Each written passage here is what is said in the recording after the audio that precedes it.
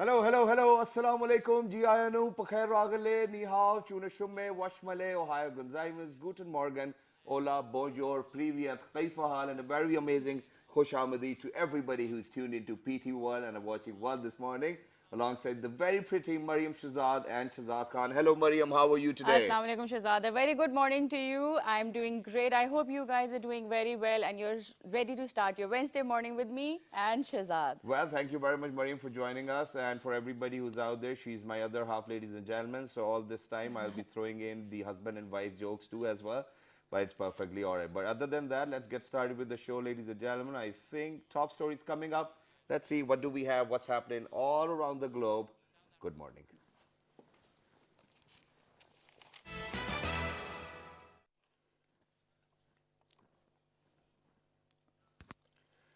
The National Security Committee has expressed deep disappointment in connection with the recent statements articulated by the American leadership regarding Pakistan. China has empathetically defended Pakistan's record of combating terrorism in the wake of President Trump's tirade, stressing that the international community should fully recognize this.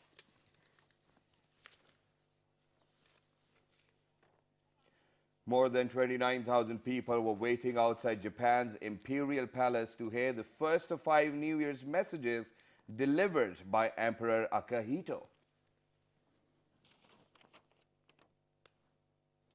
Tens of thousands of people gathered at the Champs-Élysées in Paris to welcome the New Year's amid tight security. Last but not the least, one-day cricket practice match between Pakistan and New Zealand 11 is underway at Saxton Oval in Nelson.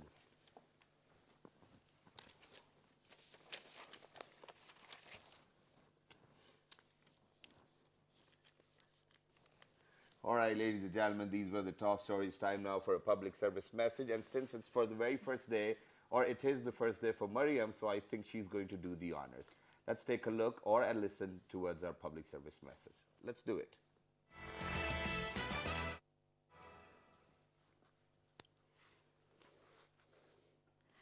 For today, I have picked up a topic and it's very close to my heart. We'll be talking about empathy. Empathy is very similar to sympathy, but not a lot of people can show empathy. Empathy is basically to experience someone's joy, someone's happiness, and sympathy is to feel, and it is a feeling like compassion and Yeah, I pain. mean, I think when we talk about empathy, quite a lot of times what we forget is there are very basic rules for empathy. For example, sharing is caring. I think feeling for others. When Mariam said compassion, Mariam, you were very right about it as well. And I think if we do that, we are going to be a society full of very good people. And this is what we want. We want the globe to actually be full of these amazing people who do not have differences amongst different ethnic or different races or different kind of people. But I think certainly what we need to do is we need to keep our head straight and be focused on our goals and let other people do what they want to do with their lives. Quite a lot of times I think we talk too much about, oh, you need to do that, you need to do that. And what we do not do is not realizing what our faults are. For once, if we are going to realize what our faults are all about, I think we are going to be better humans. And if there's one good fish in the pond, I think every other fish can be a good fish. All right, ladies and gentlemen, with that, we're going to get started with the show today. So first of all, before I move on towards the topic, I got this amazing article shared with me by my producer. It was on Huffington Post and it was on Tribune too as well. The author of the post or the article is actually sitting beside us. The topic is very amazing. Would you want to share the topic as well? Yes, the topic today, what we're going to discuss is about fostering peace and inclusive society. So we're going to discuss what is inclusive society and how do we fit in all of this. Exactly. I think what's the role of Pakistan, for example, when we talk about the entire globe, we all know that, it's an era of globalization.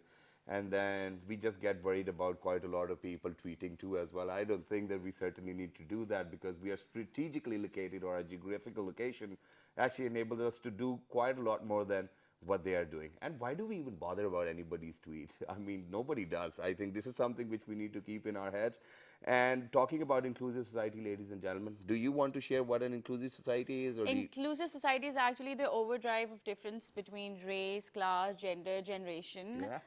And it actually ensures the inclusion and equality of opportunity. Exactly. So, creating equal opportunities for people from any sect, religion, race, whatnot, or even age. Let's not talk about that. Let's be inclusive. So, for that, ladies and gentlemen, to discuss, obviously on my right hand side, I've got the author of the article, who's none other than the Director Center for Dialogue and Action, Dr. Amine Hoti. Hello, Assalamu alaikum. How are you? Assalamu alaikum and a very good morning. Assalamu alaikum, and it's wonderful to be back on your show. Walaikum salam. Thank you very much for joining us. And alongside Dr. Amina Hoti, we have been joined by somebody who's a senior program manager for the Center of Peace and Development Initiatives, Raja Shuaib Akbar. Hello, assalamu alaikum. How are you today? Walaikum salam. Thank you very much. Thank I'm you fine. very much for joining us. It is a pleasure to have you guys over here. So let's get started with the article first of all.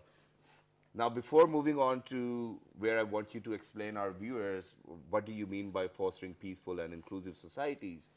Why did you write this article? Well, you know, Shahzad and Mariam, it's a very difficult time. Yeah. It's not just difficult for Pakistan, it's a very difficult time for the globe. And we all must remember that with all the pressure Pakistanis are facing, and very bravely and courageously.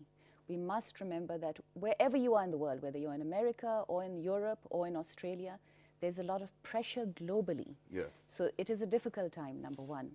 And number two, I was invited to a UN conference in Bangkok, and the UN in New York chose this topic, fostering peaceful and inclusive societies in South Asia. So in this conference, there were people from Pakistan, there were people from India, from Nepal, from Bangladesh. And so it was fantastic because there were a lot of religious leaders. Yeah. And it was a moment where we could share our challenges, but also the positive ways forward.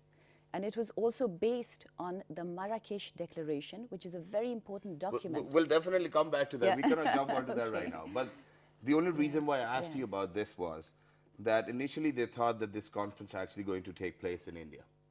And then it certainly later they decided that it's going to take place in Bangkok. And what was the reply Indians gave, and then how do you think that it's going to work?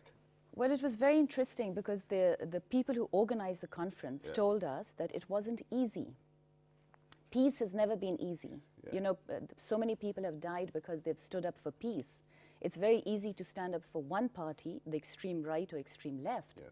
But to stand in the center is the most trickiest because you're sort of targeted from both sides. Yeah. And so peace is always a very difficult and challenging issue.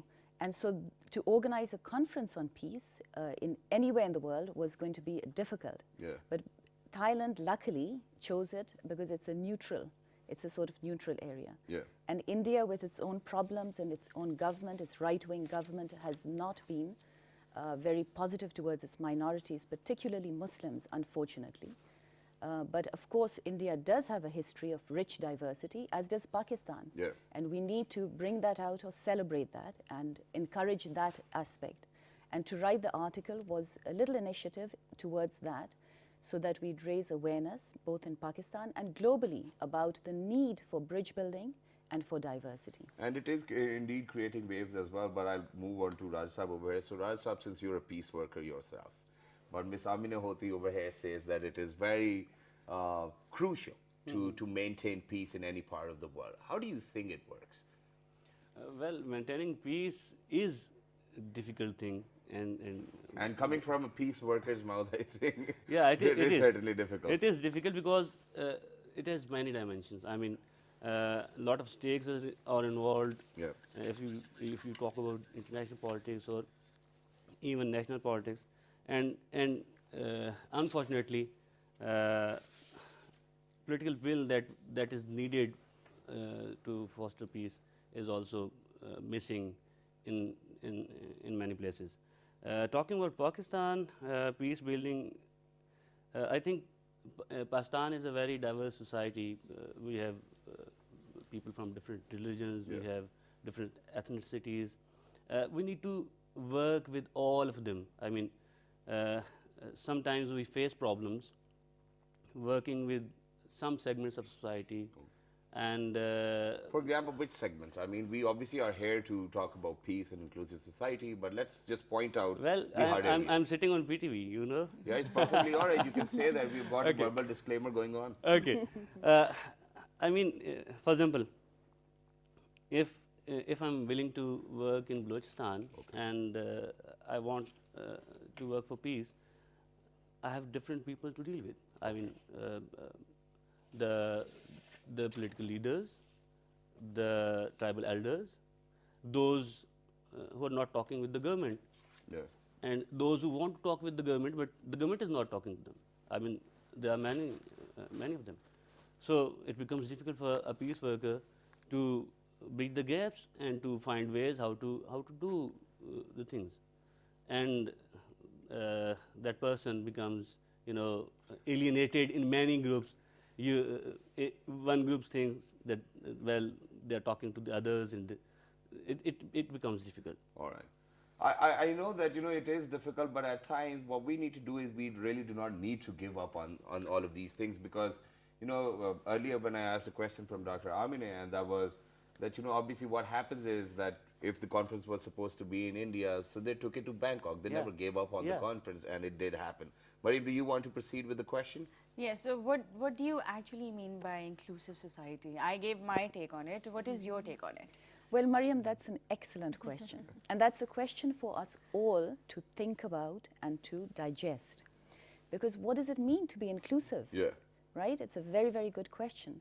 And each one of us, nationally, individually, as a global citizen, as a globe, how are we inclusive and how much are we inclusive?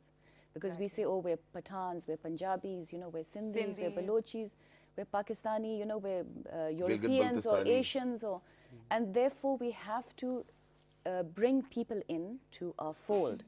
For example, if you look at our constitution, it says, you know, all citizens are equal. If you look at our religious ideals, the Prophet Muhammad, peace be upon him, included everybody in his fold. Exactly. And so when he brought the message of Islam, it was inclusive. And that is what is to emphasize. Again, peace building is all about including others, whether they are people of different faiths or ethnic groups, and therefore to exclude someone, even within families, that's again the same thing. When you have a new daughter-in-law, you include her. And I know in Pakistan there is a bit of an issue with, you know, the daughter-in-law idea or dimension. But again, inclusiveness is the key. So to bring in someone at your table, at your dining table, bring them in. Maybe a poor person, don't say, you know, again, it's about class, it's about ethnicity, it's about It's about religion. generation. It's about generation, about everybody. You see the other person as a full human being, Yeah. not as the other. And when you begin to do that, of course, it's an ideal. And it's something we all will strive towards and we keep striving towards. None of us will achieve that perfection. But Exactly. it's good to bring these Yeah, ideas and discussions in. I think this is a very good example over here as well, and I can think of another idea, and that is that, for example, you came up with the idea of a daughter-in-law. All right, so now what happens is that I think that in this world, in this life, what we need to do is that we need to realize all those people who are actually responsible for bridging the gaps. For example, if it's about a daughter-in-law, I think it's the husband's job to do it.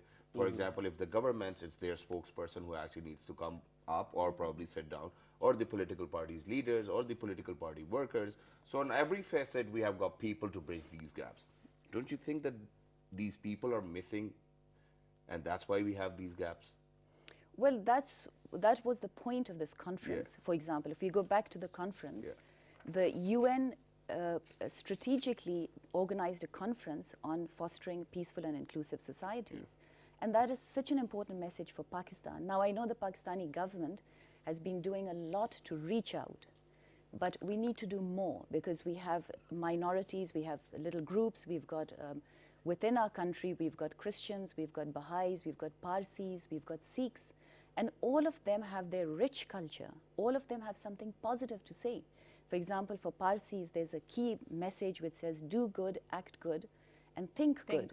So there's all constant positive messages. Again, for Baha'is, it's unity. For, you know, these all different communities have their positive messages. Now, do we go around excluding them because they have a certain perspective? No, we include them. and we have a dialogue with them, and we respect them and see them as full citizens. And that's what our constitution says. That's what the Qaid-e-Azam said. Exactly. And with that, I'll move on to Raj Sahab over. Now, Raj Sahab, in the past year, in the previous year, 2017, we have seen that quite a lot of, other ethnic groups were actually being targeted. Do you think, since you're a peace worker once again yourself, do you think that this violence is actually indicted by people from within the country? Or are there external forces? Because internally and externally, I don't think that things are very cool. Well, when we say that we are strategically located, Yeah. and we have a, I mean, that's what I yeah. read in my books when I was going to yeah, school. this is what we have been reading since. Yeah, yeah. So when we say this, it means that there are a lot of things attached to our location. Okay. We have political turmoil on our west. We have some situation in our north as well, and recently we have seen in our south we have seen conflict as well. So it means that the things are not right everywhere around us. Okay. So how can we remain unaffected by all of these things? But having said that, the things that are happening within our country, we need to see that these get fuel from somewhere. Yes. Someone, even if there are stakeholders sitting outside our country, even if there are people who want to destabilize us, it is us who need to think that how can we find ways out of this situation. Yeah. And this is more important than saying, well, India is doing that or other countries.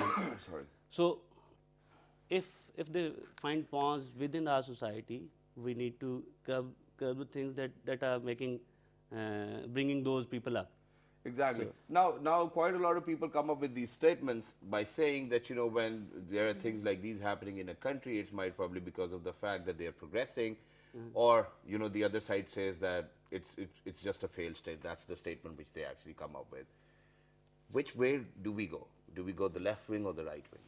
Well, it's very unfortunate, Yeah. Shahzad and Mariam, that our country has been labeled again and again. This is really unfair. Yeah. And in fact, I recently wrote an article, which hasn't been published yet, which says that it highlights a book written by an Englishman who's a Christian, Yeah. and who chose, he's also Oxford University, he chose to live in Pakistan with his 4 children. Oh, yeah, he And was his on my show too. Yes. He's a teacher in a convent, Yes, right? his name is Matthew. Yes. Now, Matthew chose to live in Pakistan despite being from the UK. Yeah. Everybody wants to go out, but he's coming into Pakistan, and he loves Pakistan. He sees it as his home.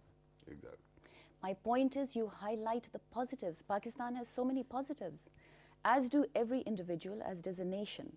So to bash a country constantly is very unfair, it's unjust, and it is wrong, because Pakistan has diversity. It's got beauty, and the people are very hospitable, they're good people. But of course, every country has its challenges, and so does Pakistan. Exactly. And with that, before moving on towards the break, I think there's one more statement which I would love to share with all our amazing viewers who are out there, and that is that somebody back in 97 or 98 asked Mr. Trump that, would you ever want to be the president? And if you do, then how are you going to do about it? So he was like that, I'm going to actually go on for different newses on Fox News, because my party actually believes that, whatever Fox News says is correct. So I think it's a point to ponder for all of you, ladies and gentlemen. We're going for a short break. Don't go anywhere. Good morning.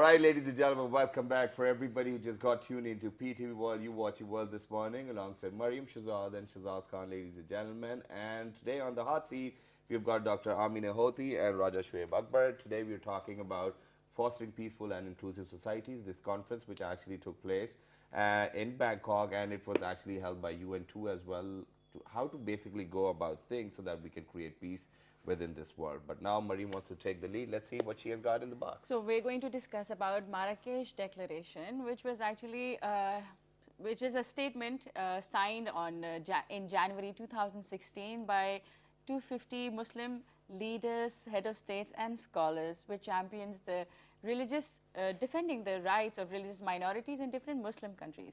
So we'll be asking our supreme guests about Marrakesh Declaration. Actually, it's a very interesting thing that the Marrakesh Declaration is inspired by the Inclusive Society of Charter of Medina, which was actually the first charter held by Hazrat Muhammad, peace be upon him. The first human rights charter, I think that's what it was. So Dr. Amine, tell us about the Marrakesh Charter. I hope it goes back to Morocco. Well, first of all, Mariam, we are not supreme guests. Astaghfirullah. We're very ordinary people. So I must emphasize that. Secondly, the conference was inspired by the Marrakesh Declaration, and it is a follow-on from that, which was held in, as you said, in Morocco. And there's some very good work happening because this is a legal framework where 250 people, religious scholars, as you rightly say, signed this declaration in order to include religious minorities in the main structure and to see them as full citizens. And that's such an important thing because that is based, again, in the Charter of Medina, which Prophet Muhammad, peace be upon him, signed. And that is the first universal human rights declaration. And that is something so important for us as the second largest Muslim nation on earth, which is Pakistan. It's such an important document. That is something we should all be teaching in our universities and our schools and basing lectures and schools and classes out of that, because it is a wonderful initiative and a supremely important initiative. It is indeed. But now what I want to ask is that there are too many other conferences which take place, you know, heads of the states, religious leaders, scholars, they get together. And since the time I think the world has been in existence, I think this is what is happening. Why do we stop somewhere within the process? Why don't we just fulfill all of what we decide that this is what we are going to do? So Rajsab, I think this is a question for you. Every time, you know, there are 200, 300 people who sit together in one country, you know, their governments are actually paying for their traveling and lodging, and those lavish people, you know, going, for example, I don't want to say it once again, people actually take like 200, 300 family members alongside them too as well, and talk about all of these things. Okay, this is what we're going to do, bring them onto the table. These are the statements which we have been hearing since the time I was born. I haven't seen anything happening. Well, I have been hearing the same. but there is another way of looking at the things. Sure, go ahead.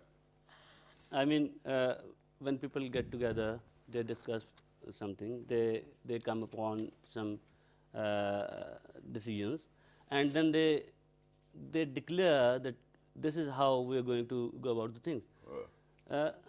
It gives us a way forward. I mean, if this declaration was announced in 2016, now at the start of 2018 we are talking about it. Yeah. There has been a conference in Bangkok. I mean, there is a process that is going on, and it has initiated some debate, some discussion, and today we are discussing it. Yeah, that's what I'm saying, that we are still discussing it. No. This is not about only discussing. I mean, we are talking about it.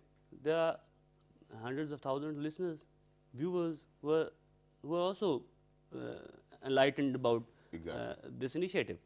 So the word of mouth is going to go around now. This is how the things move on. I mean, this is not 1 + 1 and it equals to 2. We are talking about societies. Societies don't change so early. Yeah. You need to work hard. You need to work with the communities. You need to work with the people who have their stakes attached to something else, and you need to push them. You need to move them to the other place and tell them that, well, those stakes are important for you, but this is important for the society. Let's Exactly. work together. I And mean, this is how the things move. And the society is definitely full of hope then too as Yes, well. yes. So Marie, you want to proceed with? Yes, in this atmosphere of tension and a confused atmosphere, what are we teaching our innocent children? Do you have a take on that? Well, I'd just like to step back Sure. for a second and answer your question, Shahzad, that you're absolutely right. These conferences happen, and sometimes, you wonder what's the outcome. Exactly. And it's a very good question. It's a genuine question. Now, the thing is, there is a distance between the constitution and practice in Pakistan. There's a distance between those ideals of the Charter of Medina and the practice of Muslim societies. There's a distance between the Quran and the practice. There's a distance between, these ideals that we want to strive towards. But as Raja Saab rightly said, the first process is the discussion. Yeah. And so that we're aware, we're talking about these in our society. That's the first step, so we can take it forward. What's the second step? Second step is Mariam's question. How do we implement it? How do we put it into society?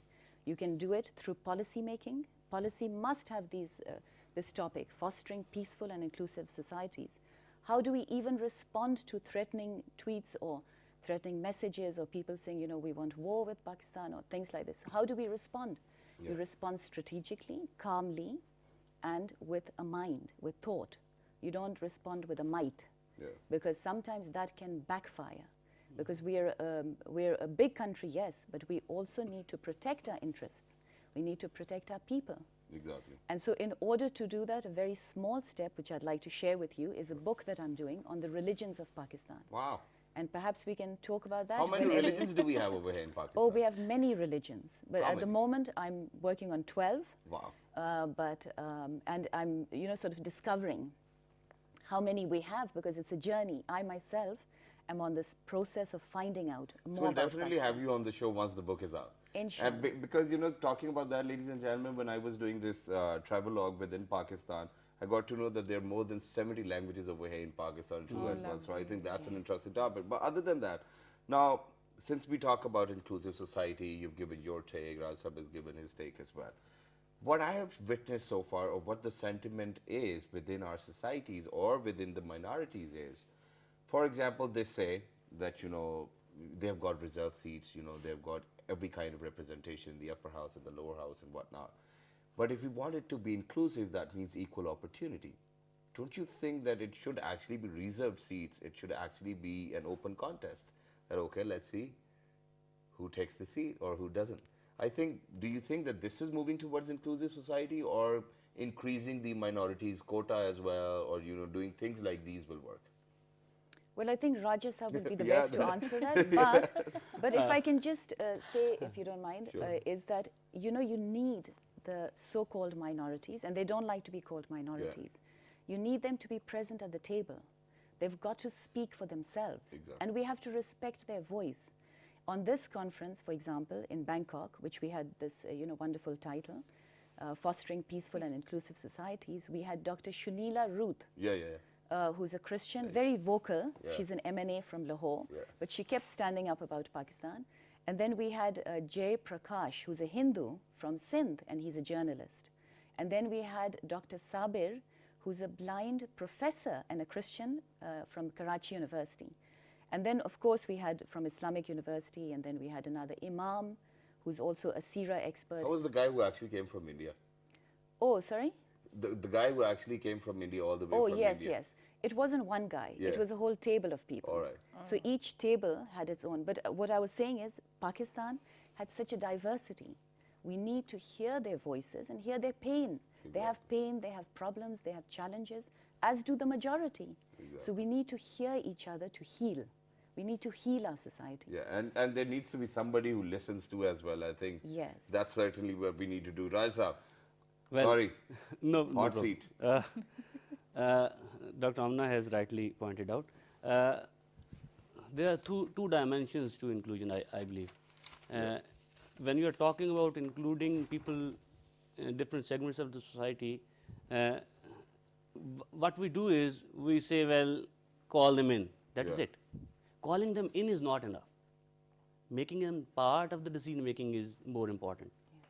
If we have reserved seats of minorities, and they are not made part of the decision making. They are not holding some important positions. They are not talking about the things. They might not be, thinking that they are part of the system just because they are sitting on the edges. So are you trying to point out towards the leadership? I'm trying Because, to you know, at, in every let me move down. Let me move down in- two, in three every, steps. Yeah, I'll definitely. You can continue with that. Yeah. For example, you know, if there are daughter-in-laws, if there are son-in-laws, and whatnot, and if it's an extended family, I think there's one leader in the house, your father or mother. If they want everybody to be inclusive, everybody is inclusive, right? Yeah. Go on. I didn't point out that there's something wrong with the government. Yeah. What I wanted to say was that if we want people to be included, and they need to be included in all spheres of life. Yes. And, Right. and this starts from the home. This starts from the neighborhood where we live. This starts from the school where we study. I mean, I had a class fellow who was a Christian, and unfortunately he was forced to study Islamic studies. All right. And every day he was scolded by the teachers. And now when I see him, I feel that he could have been in a better place in a society if that thing No, didn't Raj, happen. I don't agree to this If point. that For thing example, didn't if I was studying in Europe somewhere in France, they'll teach me French too as well. Yeah. I think certainly if you if you are in that environment, there's no harm in learning. They're not actually saying that you have to follow it vigorously and whatnot. So I do not agree to this point. Yeah. This is not where we talk about inclusivity. Yeah. I mean, for people, even if they had problems, for example, when we go to Arabic schools, they teach us Arabic too as well, which is certainly not very useful for us. But now when I see that I can say 20 different languages, hellos and highs, it is useful of me going around the globe and studying in different schools. But now, Mariam, I think, have actually got a question where she wanted to talk about this critical time and how to move forward. Yes, exactly. That was my question. That's perfectly all right. It's what he said. It's a quite critical time for Pakistan, and how should we move forward with it? This is a very difficult time, you're absolutely right. How do we move forward? We move forward by systematizing these ideas of empathy, respect for the other, but we strongly stand up for ourselves. Yeah. We have to show courage, we have to show wisdom, we have to show foresight and thought, and of course deal with our problems strategically. And again, I would emphasize, as the Quran again and again says, O Ahle Aql, people of thought. So it's referring to us as people of thought, and again, in an inclusive way, bringing people of other faiths, as you said, Raja Saab, into the fold, but also allowing them to make decisions, allowing them to be part of the society so that they can show their strengths for Pakistan. Right. And this is our diversity, it's our beauty, because Pakistan is a beautiful country. We need to highlight that to the world. The world is not hearing this message at the moment. Why is it not hearing it? We need to raise, we've got wonderful writers, we've got scholars, we've got thinkers. We need to put them at the forefront and get them to voice a better image of Pakistan. That is a very important step. It is indeed. But Dr. Amina, what happens is that, every other country, since they think that they are strategically located or however it is for them, they have their own differences, they have their own opinions. How do we have a coalition force in between all of these countries? It's like more than 190 countries all around the globe. So how do we collate? How do we become coherent? How do we synchronize? Because I think this is what we need to do in this time. Yes, that's a good question. You have the United Nations trying to do that. Yeah. But on the other hand, I looked at the United Nations very closely. Yes. And this body of people who had organized this conference were a very small body. They're dealing with genocide prevention. But there were only 6 people of very good-willed, intelligent, mainly women. And it was fantastic to meet them. I really respect them and admire them for their work because it's really heroic. But as far as Pakistan is concerned, again, we have to protect ourselves, protect our interest. It's good to be good, but it's also good to stand up for ourselves. Okay, so now you said moving forward, there's one statement which I heard one of a very amazing political analyst, don't really remember the name, it was on BBC too as well. He made this statement by saying Muslims are the new black. How do we cater to this now? Well, that's a really good question, and Rajas, I will also contribute to that. But it's a very long topic, It is again, indeed. Shahzad, and it's another discussion because is. I've been on another project called Journey into Europe Yeah. with Professor Akbar Ahmed, my father. And on that project, we did see rising Islamophobia. Exactly. And yes, Muslims are being treated in a very, they're a minority again in European countries in America. And so that is another issue which needs to be overcome. And one of the conferences I recently attended was organized in Abu Dhabi Promoting peace called in Muslim Promoting world? Peace in the Muslim World. Yeah. And that was organized by the Sheikh and Sheikh bin Baya, who's a great scholar on Islam, and he's mastered all the 4 schools of thought. All right. And he's very well respected. And he had organized this conference and included everybody from America to Europe to Australia to South Asia, etc., and the Middle East. And again, that was an important discussion. So, but where do we lead forward? Because Exactly. it's good to have discussions, but we need concrete steps forward. And I think everybody out there actually needs to work on that too as well, because this is a place for you to live and for everybody, all of us to live in as well.